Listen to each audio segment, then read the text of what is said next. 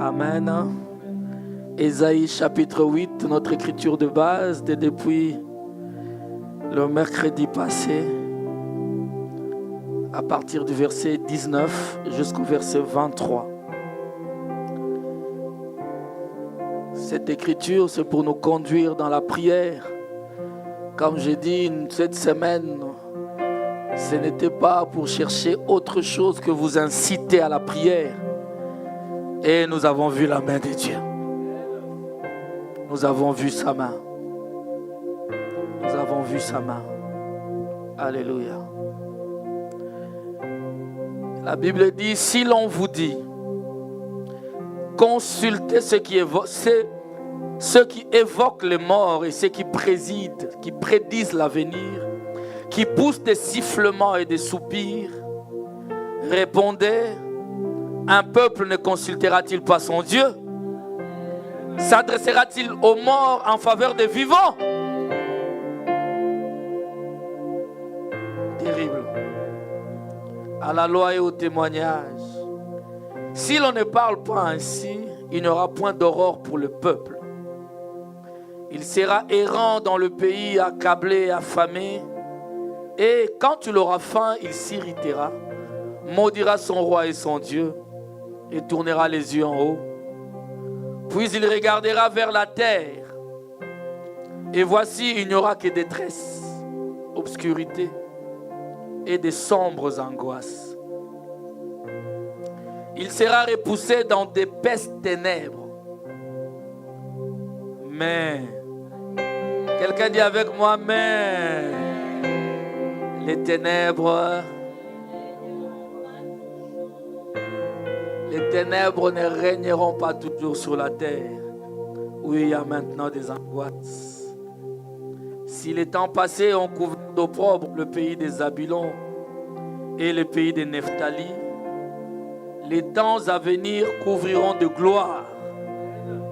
Quelqu'un dit avec moi la gloire. Couvriront de gloire la contrée voisine de la mer au-delà du Jourdain, les territoires des gentils. Nous disons Amen à la parole. Nous pouvons nous asseoir et que Dieu vous bénisse. Alléluia. Dans ces temps de fête, dans ces temps plutôt des vacances où les gens rentrent dans une distraction qui des fois n'a pas de justificatif. Amen. Nous avons décidé de rester dans la prière. Amen. Nous avons décidé de rester dans la prière. J'aimerais dire à quelqu'un que le diable ne part pas en vacances. Il travaille d'arrache-pied. Je vous dis qu'il est téméraire. Il ne laisse aucune opportunité. Pendant que toi tu es en vacances, lui il te suit. Parce qu'il veut que tu chutes. Alléluia. C'est pourquoi même en vacances nous prions. Les chrétiens ne partent pas en vacances comme tout le monde. Lui quand il part en vacances, il prie. Il se repose, il prie. Quand il dort, il prie. Amen. Il prie. Tout le temps, il ne fait que prier. Alléluia. Il ne dort pas comme tout le monde, David. Quand tout le monde ronfle, lui, il prie. Parce qu'il sait que quand il se lèvera, il sera plus fort. Notre force, nous la puisons dans la prière. Donnez-moi un amen. Vous savez, mes amis, on a parlé de beaucoup de choses ici. Pourquoi je vous parle de prolongation ce matin? J'aimerais que quelqu'un saisisse l'opportunité de sortir de ces lieux remplis de la lumière de Dieu. Quelqu'un me donne un amen? C'est en lisant hier la nuit, j'étais en train de lire Josué chapitre 10. Et dans Josué chapitre 10, c'est une écriture que nous aimons beaucoup, que beaucoup connaissent. Et que beaucoup d'incrédules contestent. À tort ou à raison. Par manque de révélation de la parole de Dieu. Parce que dans Josué chapitre 10, Gabaon a fait alliance avec Israël. Alors 5 rois se sont unis. Ils ont eu peur d'Israël. Attaquons Gabaon. Et quand les Gabaonites ont pris l'information, ils ont envoyé des gens aller chercher Josué. Amen. Dit Josué, viens combattre à nos côtés parce que sans toi, nous n'allons pas sortir vainqueurs de cette bataille. Je veux dire à quelqu'un, choisis des alliances qui peuvent t'aider à te sortir des situations difficiles. Amen. Ne ramasse pas simplement les amitiés dans la rue. Hey, sois entouré de personnes quand lorsque ça va barder, tu peux lui dire, hey, monte 3 jours avec moi sur la montagne. Allons chercher l'Éternel pour que cette situation-là change. Toi, tes amis, quand ça barde, tu l'appelles, il te dit, ah. D'ailleurs, quand tu l'appelles, l'information qu'il te donne, c'est l'information de la musique, l'information des choses du monde. Alors que toi, tu l'appelles parce que tu es accablé de toutes parts. À un moment donné, il faut que tu aies des amis. Quand tu l'appelles, tu te dis, je sais, l'Éternel m'en a parlé cette nuit. Toi, tu es même en retard, j'ai déjà commencé à prier. Ah, bien aimé, que Dieu te donne des amis pareils. Écoute, Dieu ne descendra pas du ciel comme ça, bouffe venir t'aider. Il mettra des hommes et des femmes à côté de toi qui prieront avec toi. Malheureusement, toi, tes choix d'amitié sont très charnels. Sont très charnels. Lorsqu'ils ont appelé Josué, Josué est venu, Josué a terrassé tous les 5 rois. Vous me suivez? Alors, la bataille allait déjà vers la fin. Au verset 12 de Josué chapitre 10, la Bible dit, alors Josué parla à l'Éternel, les jours où l'Éternel livra les Amoréens aux enfants d'Israël. Et il dit en présence d'Israël, soleil. Ah, j'ai dit au soleil la nuit, j'ai dit arrête-toi. Que c'est dimanche, que ceux qui n'étaient pas là aussi reçoivent leur part. Amen. La prolongation. Dis soleil, arrête-toi sur Gabaon et toi lune sur la vallée d'Ajalon. Écoute la suite. Et le soleil s'arrêta et la lune suspendit plutôt sa course. Jusqu'à ce que la nation eût tiré vengeance de ses ennemis. Cela n'est-il pas écrit dans le livre du juste? Le soleil s'arrêta au milieu du ciel et ne se hâta point de se coucher presque tout un jour. Quelqu'un est avec moi? Il n'y a point eu de jour comme celui-là. Écoutez, ni avant où l'Éternel ait écouté la voix d'un homme. Donc la Bible dit qu'avant ni après, que Dieu ait écouté de manière aussi directe la prière d'un homme et l'exaucer, jamais. Dès que Josué a parlé, le soleil s'arrêta. Mais dites-moi, comment le soleil peut-il s'arrêter? Hein? Il y en a qui ont été à l'école ici, non? Est-ce que le soleil marche? C'est la terre qui tourne autour d'eux. Mais quel soleil, Josué? Soleil, arrête-toi. Voilà pourquoi il y a des incrédules qui disent, mais la Bible contient des faussetés. Amen. Parce qu'ils ont lu et ils se sont arrêtés là. Bon, si c'était en plein jour, où était la lune? Pour qu'ils disent à la lune aussi, suspends ta course. Alléluia. Amen, mes amis. Ce qui est impossible aux hommes est possible à Dieu. J'ai dit à quelqu'un, la Bible me dit que les enfants d'Israël marchaient devant eux avec la colonne de feu. La nuit. Et le jour avec la colonne de nuée. Amen. J'ai dit que ce soit la colonne de feu ou que ce soit la colonne de nuée, que ce soit le soleil que tu vois ou pas, quand Dieu parle, ces jours-là, tout avait suspendu sa course. J'ai pris à ce que tes ennemis, personne ne fuit. Est-ce que tu es prêt à prier? On va arrêter. Le soleil s'est arrêté sur nous. Et il y a un homme qu'on appelle le soleil de la justice. Cet homme, c'est lui la colonne de feu. C'est lui la colonne de nuée. Cet homme, c'est lui le Dieu tout-puissant. Donnez-moi un amen. Je veux dire à quelqu'un, nous avons un Dieu qui dit, aujourd'hui là, c'est la prolongation. Même ceux qui essayaient de fuir là, on va les rattraper aujourd'hui. Quelqu'un m'a donné un amen bien. Alléluia. Voilà pourquoi nous n'avons pas à aller consulter les morts.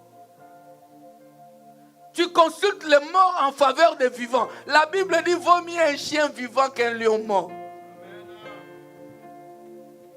Pourquoi vas-tu aller invoquer les morts pour toi? Alors que tu as un Dieu qui est vivant. Il est le Tout-Puissant. Les ténèbres, nous avons vu qu'elles représentent les angoisses, les difficultés. Amen. Les vents et les tempêtes, la dépression, toutes ces choses que le monde est en train de vivre aujourd'hui. Les ténèbres les représentent. Les ténèbres, c'est l'absence du Dieu Tout-Puissant.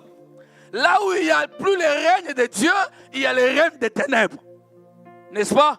Nous avons vu dans Genèse chapitre 1er. Au commencement, Dieu créa les cieux. Vous êtes avec moi, n'est-ce pas? Au commencement, Dieu créa les cieux et la terre. Au verset 2, la terre était informe et vide. Je vous dis, Dieu ne peut pas créer quelque chose d'informe et de vide. Ce que Dieu fait est parfait.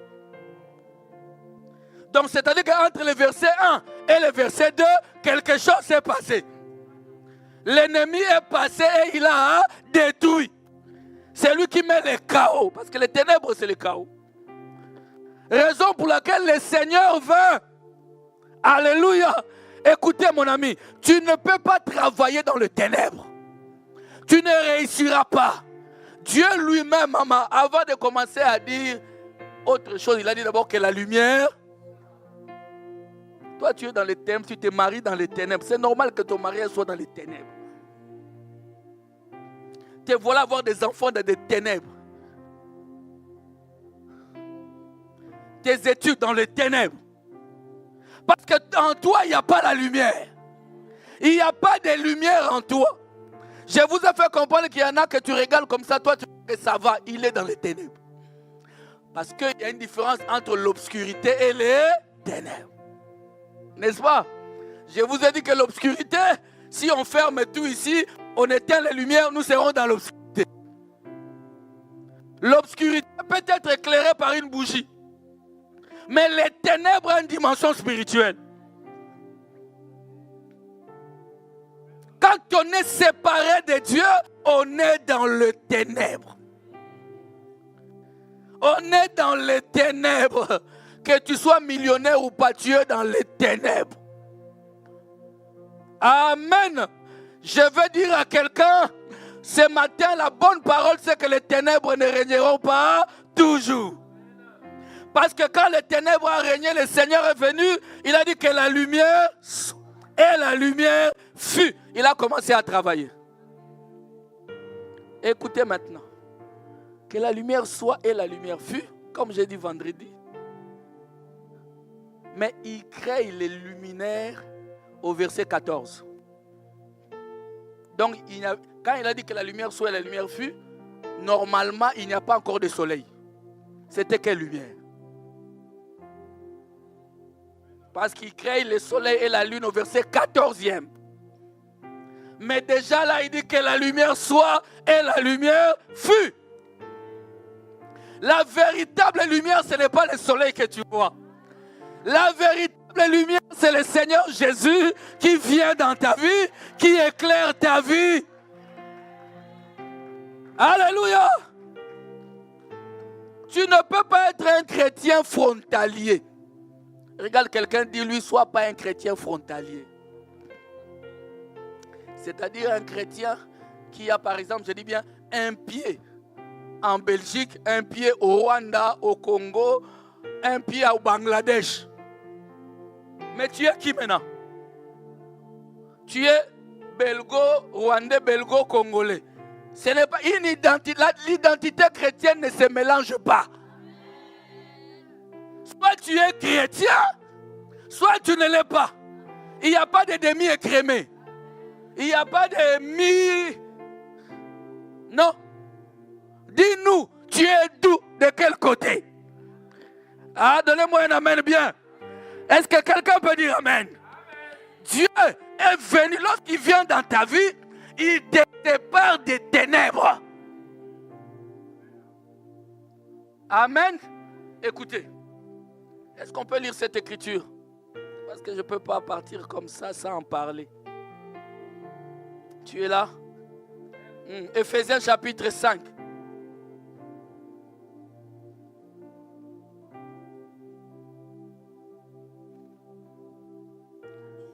Commençons au verset premier. Devenez donc les imitateurs de Dieu comme des enfants bien-aimés, n'est-ce pas? Et Dieu est la lumière. Nous devons imiter cela. Et marcher dans la charité à l'exemple de Christ qui nous a aimés et qui s'est livré lui-même à Dieu pour nous comme une offrande et un sacrifice de bonne odeur. Ne te perds pas, reste avec moi. Je parle à quelqu'un. Quelle impudicité. Quelle n'ayez pas honte de le dire. Qu'aucune espèce d'impureté et que la cupidité ne soit pas même nommée parmi vous. Ainsi qu'il convient à qui? À des saints. Y a-t-il des saints ici ce matin? Y a-t-il des saints ici ce matin? Quelqu'un est en train de dire pourquoi je suis venu. Moi je croyais qu'aujourd'hui c'est fire. Qu'on entende, écoute, qu'on n'entende ni paroles déshonnêtes, ni propos, ni plaisanteries. Vous aimez, je plaisante seulement. Ni plaisanteries, choses qui sont contraires à la bienséance. Qu'on entende plutôt des actions. J'aime comment vous l'avez répondu. Car sachez-les, aucun impudique ou impur ou cupide, c'est-à-dire ces gens sont des idolâtres, n'a d'héritage dans le royaume de Christ et de Dieu. Amen. Que personne ne vous séduise par des vains discours. Que personne ne vous intimide. Église de Dieu, je vous ai dit, moi, désormais, j'entends des choses. Vous m'envoyez des vidéos, vous me posez des questions. Je vais commencer à répondre sur la chair. Amen. Il y a trop de charlatans. Il y a beaucoup trop d'aventuriers. Et ces gens-là viennent nous intimider. Et parce que vous n'êtes pas solides, vous croyez qu'ils sont des dieux. Ils ne sont pas des dieux. Amen. Hier encore, ça m'est venu parce que quelqu'un, un de mes enfants ici, un des jeunes prédicateurs, m'a dit, pasteur, on a vu quelqu'un dire en plein qu'il a vu Samuel.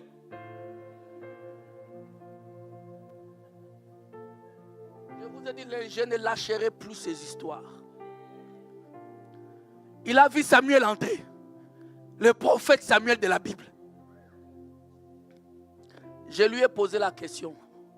Pourquoi il n'a pas vu Élie? J'ai dit à mes enfants ici, les Michel, je leur ai dit, écoutez, quand vous voyez quelque chose, pensez toujours à une écriture qui monte dans votre esprit. Pourquoi il n'a pas vu Élie? Pourquoi il n'a pas vu Élisée? Pourquoi il n'a pas vu le prophète Nathan? Pourquoi il a vu Samuel? Sur la montagne de transfiguration, il y avait Moïse et Élie. Mais lui, pourquoi il a vu seulement Samuel? Vous ne voyez pas où va? Samuel est le seul prophète de la Bible où Saoul est allé voir une femme qui invoque les morts et il a invoqué Samuel. On vous invoque des morts à l'église parce qu'on a cité Samuel. Vous croyez que c'est le prophète Samuel? Pourquoi le prophète Samuel est dans le séjour des morts?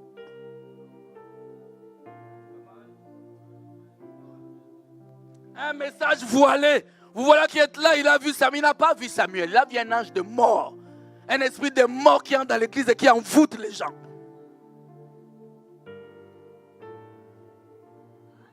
Réveillez-vous mes amis. Il est temps que la lumière brille. Que les intelligences obscurcies se réveillent. Que le cœur soit illuminé par la vraie parole. Arrêtez d'être intimidé. Que le Seigneur vous bénisse.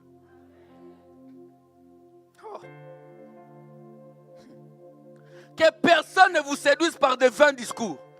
Car c'est à cause de ces choses que la colère de Dieu vient sur les fils de la rébellion. Le verset 7 dit, n'ayez donc aucune part avec eux. Est-ce que vous me suivez?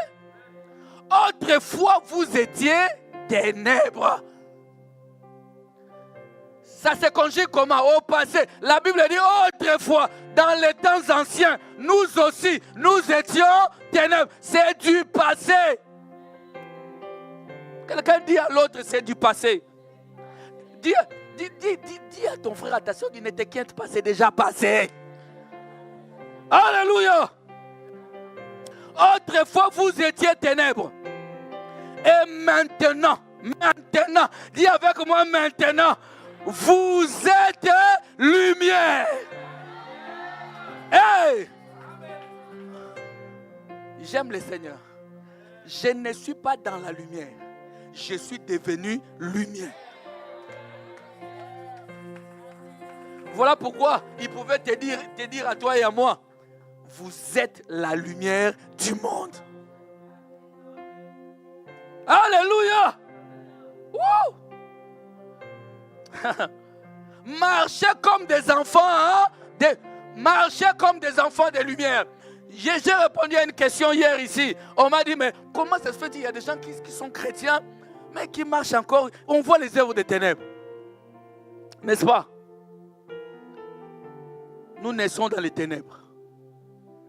Maintenant, tu es un habitué des ténèbres. Maintenant, on vient, on te dit, on te délivre. Si tu n'en prends pas conscience, tu continueras à marcher comme si tu étais dans les ténèbres.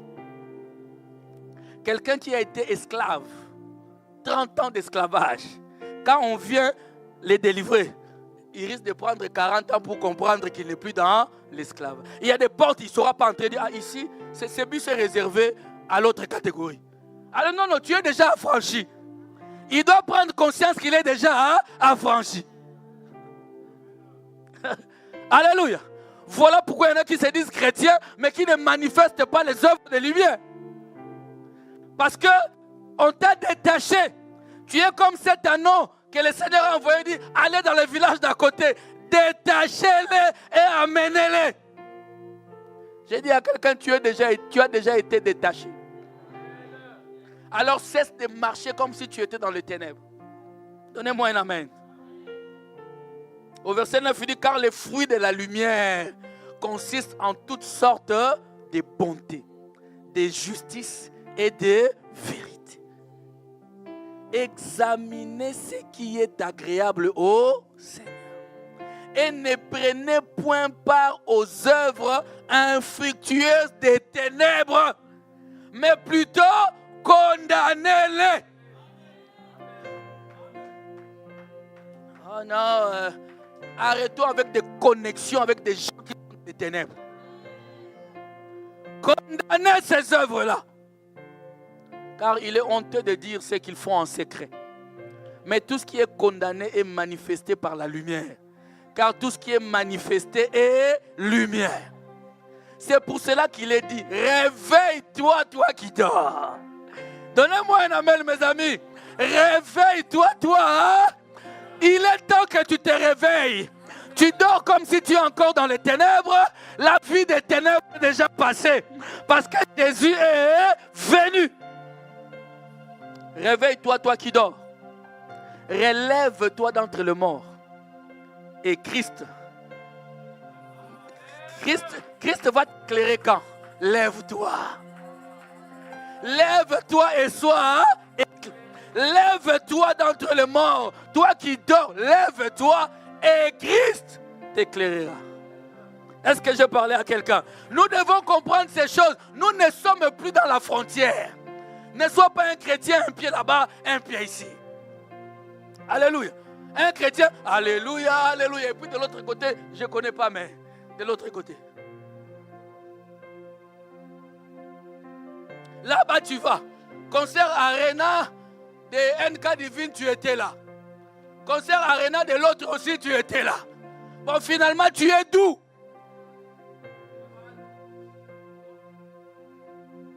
Tu es d'où?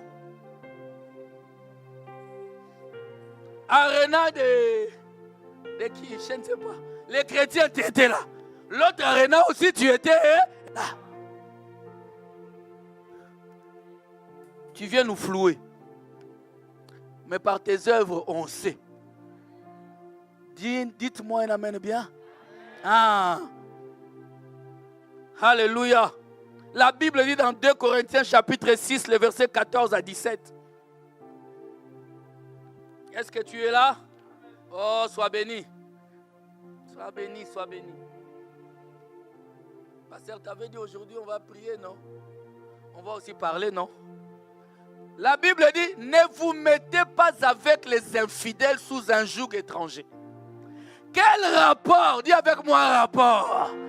Quel rapport y a-t-il entre la justice et l'iniquité? Ou qu'y a-t-il de commun entre la lumière et les... Mon frère, trouve-moi un élément commun. Je vous dis qu'il n'y a pas cohabitation. Entre la lumière et les ténèbres, il n'y a pas cohabitation. Qu'y a-t-il entre les ténèbres? Alléluia. Entre la lumière et les ténèbres. Quel accord y a-t-il entre Christ et Bélial? Ou quelle part a les fidèles avec les infidèles? Quel rapport y a-t-il entre les temples de Dieu et les idoles? Car nous sommes le temple. Ah, mon ami. Mais comment tu fais de ce temple? Il y a un accord entre ces temples du Dieu vivant et les idoles. Comment toi, adorateur de Christ, tu as en même temps, tu as une idole dans le monde? L'Éternel a dit, j'habiterai et je marcherai au milieu d'eux. Je serai leur Dieu et ils seront mon peuple. C'est pourquoi, sortez du milieu d'eux et séparez-vous, dit le Seigneur. Ne touchez pas à ce qui est impur et je vous accueillerai. Il n'y a pas de rapport. Quand tu vois quelqu'un qui se dit chrétien, mais qui refuse les amis chrétiens, il y a un problème.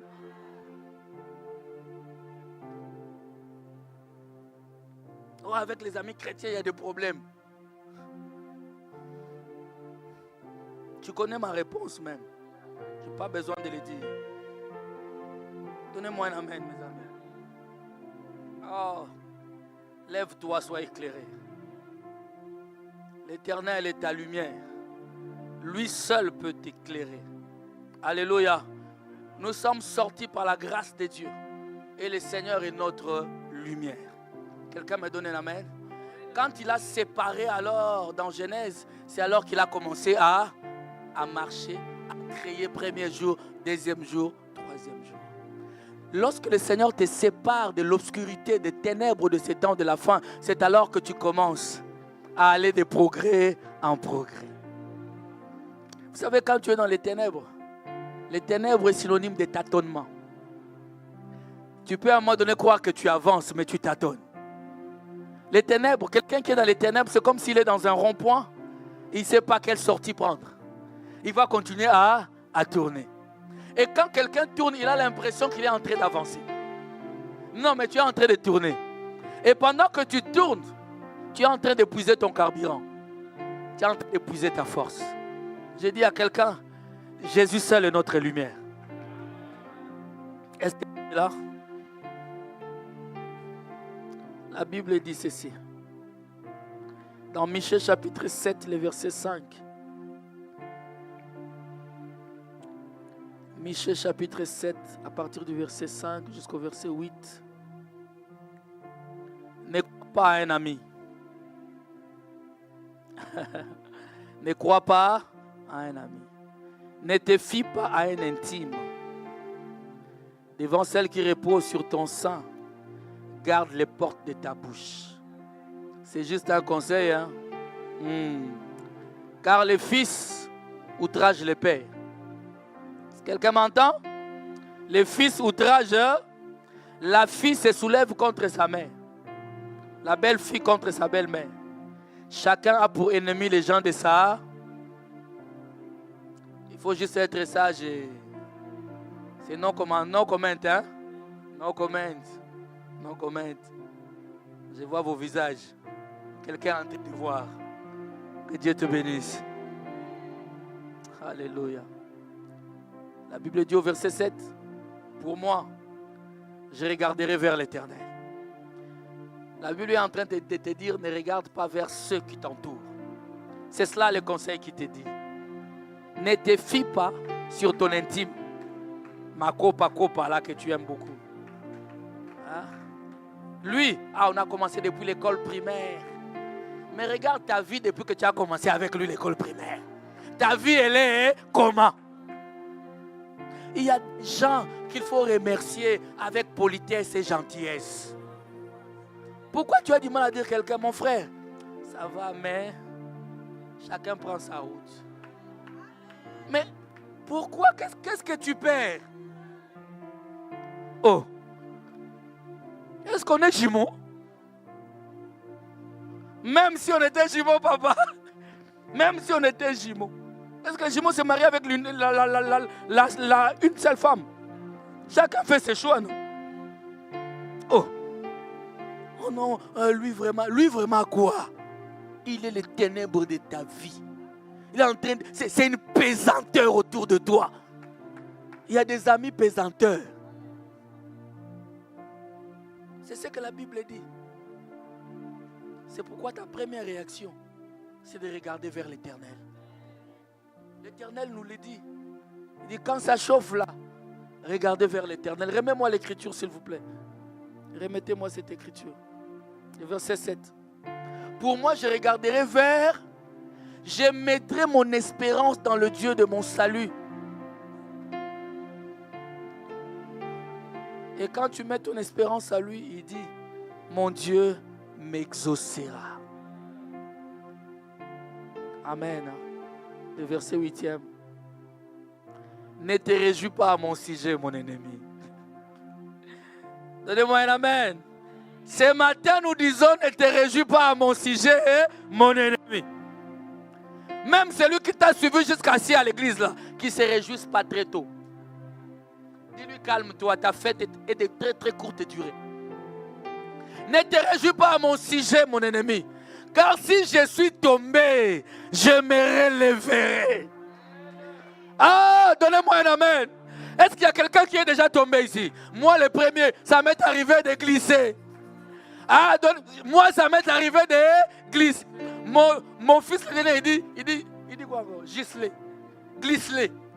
Il dit, papa, j'ai glissé. Ça m'est arrivé de glisser. Ça m'est arrivé de glisser dans ma vie. Mais mon ennemi qui était à côté s'est mis à se réjouir. Mais j'ai retrouvé une écriture pour te dire, mon ami, mon ennemi, ne te réjouis pas à mon site.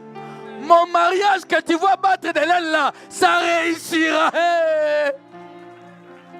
Mes enfants que tu critiques, ils ont échoué à l'école là, ils réussiront. Ah, mes enfants que tu dis maladifs là, ils iront plus haut. J'ai dit à quelqu'un, ne crains rien. Que la joie de ton ennemi ne t'amène pas dans le désespoir. Sa joie est de très très très courte durée. Car si je suis tombé, je me relèverai. Si je suis assise dans les ténèbres, l'Éternel. Oh! L'Éternel sera ma lumière. J'ai prié à ce que l'Éternel soit ta lumière. Que l'Éternel brille sur ta vie. Qu'il brille sur ta progéniture. Qu'il brille sur tes projets. Que quelqu'un le reçoive en disant Amen. Alléluia. Merci Éternel. Mon ennemi, ta joie est de courte durée.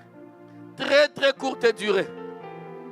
Car si je suis tombé, ça m'arrivera de tomber. Le juste tombera cette fois et il se relèvera toujours. Donnez-moi un amen. Il se relèvera toujours. Oh, c'est pourquoi dans Jean chapitre 12, mes amis, faisons confiance en Dieu. Il dit, Dans Jean 12, 44 et 46, on dit, or Jésus s'était écrié, celui qui croit en moi, celui qui croit en moi, croit non pas en moi, mais en celui qui m'a envoyé. Et celui qui me voit, voit celui qui m'a envoyé. Je suis venu comme une lumière dans le monde. Hey, afin que quiconque croit en moi ne demeure pas dans les ténèbres. Tu ne demeureras pas parce que ce matin le Seigneur va t'exaucer. Tu ne demeureras pas dans les ténèbres. Celui qui croit en lui ne demeurera pas dans les ténèbres. Donnez-moi un amen, mes amis. Les ténèbres ne régneront pas toujours. Alléluia. Est-ce que tu peux prendre ta Bible et tu te lèves avec? C'était des écritures que je te donne pour que tu puisses prier, pour que tu puisses dire à la lumière de venir.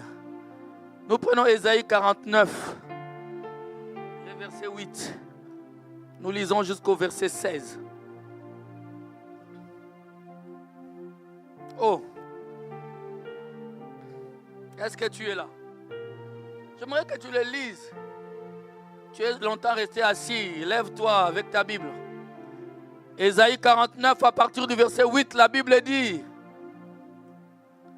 ainsi parle l'Éternel. Au temps de la grâce, je t'exaucerai. Nous sommes dans notre saison de la grâce. La saison de la grâce est synonyme de la saison d'exaucement. Le Seigneur va t'exaucer ce matin. Et au jour du salut, je te secourrai. Le salut, c'est la saison de grâce. Alléluia.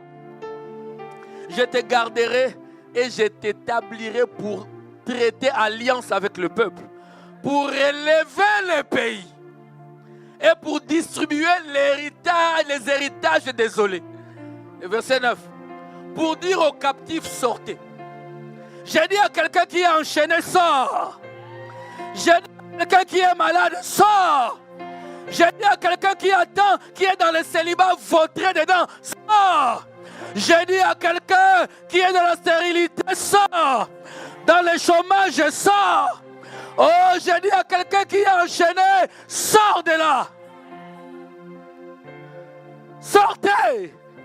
Et à ceux qui sont dans les ténèbres, paraissez. Ah, ce n'est plus l'heure de se cacher. Le Seigneur te dit, paraissez. Ah oui, paraissez. Ce n'est pas pour faire apparence. C'est un commandement de Dieu qui me dit, fini le temps de me cacher. Il dit, paraissez. Et lorsqu'un chrétien paraît, ce n'est pas lui. C'est celui qui est en lui qui se manifeste. Ah, j'ai dit à quelqu'un, donne un amen bien. Que ce Dieu en qui tu as cru puisse t'aider à briller dans ce bas monde. La Bible dit, paraissez. Ils paîtront sur le chemin. Hey, ils trouveront des pâturages sur tous les coteaux. Plus jamais de sécheresse. Ils n'auront pas faim. Ils n'auront pas soif. Les mirages et le soleil ne les feront point souffrir. Quelqu'un voit ce que c'est que le mirage, n'est-ce pas? Car celui qui a pitié d'eux sera leur guide. Et il les conduira vers des sources d'eau. J'ai dit à quelqu'un, suis la lumière. Tu iras vers les sources d'eau. Je changerai toutes mes montagnes en chemin. Aïe, aïe, aïe. Est-ce que tu comprends ou pas? Là où il y avait des barrières, il dit que là où il y avait des montagnes infranchissables, deviendra des chemins. Là où il y avait la mer rouge, il va frayer un chemin. Là où il y avait une montagne appelée célibat, il va raser. Là où il y avait la stérilité, il va raser. Là où il y avait les maladies, il va raser. Je changerai toutes mes montagnes en chemin. Et mes routes seront frayées. J'ai dit à quelqu'un, tu ne verras pas des tracteurs passer. Mais tu verras que la route est déjà tracée. Alléluia. Les voici, ils viennent de loin. Les uns du septentrion et de l'Occident, et les autres du pays de Sinim. Cieux, réjouissez-vous. terre soit dans l'allégresse. Montagne éclatée en cris de joie. Car l'Éternel console son peuple.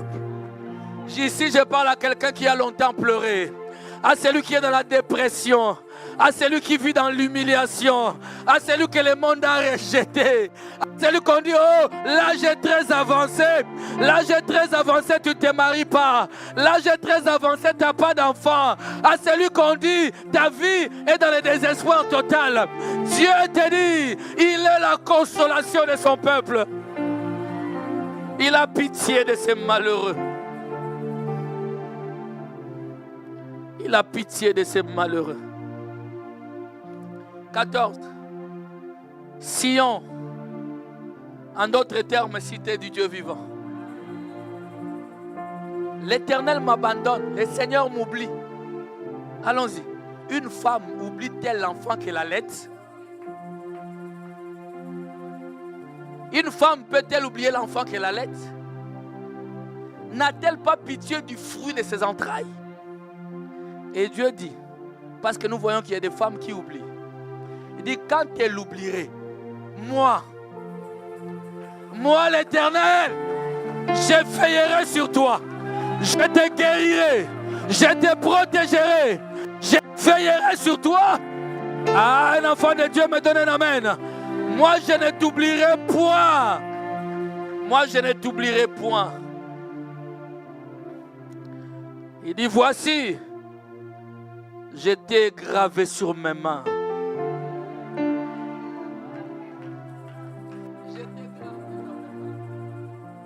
Que je dors, que je me réveille, tu es une partie de moi. Je t'ai gravé dans mes mains. Où que j'aille, tu es là.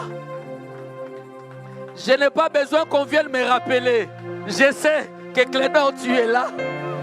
Je t'ai gravé, je t'ai gravé. C'est un tatouage éternel. Je t'ai gravé dans mes mains. C'est en d'autres termes, ton nom est écrit sur mon cœur. Oh, alléluia. Voici, je t'ai gravé sur ma main. Tes murs sont toujours devant mes yeux. Toujours. Voilà pourquoi, même quand tu tombes, je te relèverai. Est-ce que quelqu'un est présent? Tu peux déposer ta Bible. J'aimerais que tu pries. J'espère que ta foi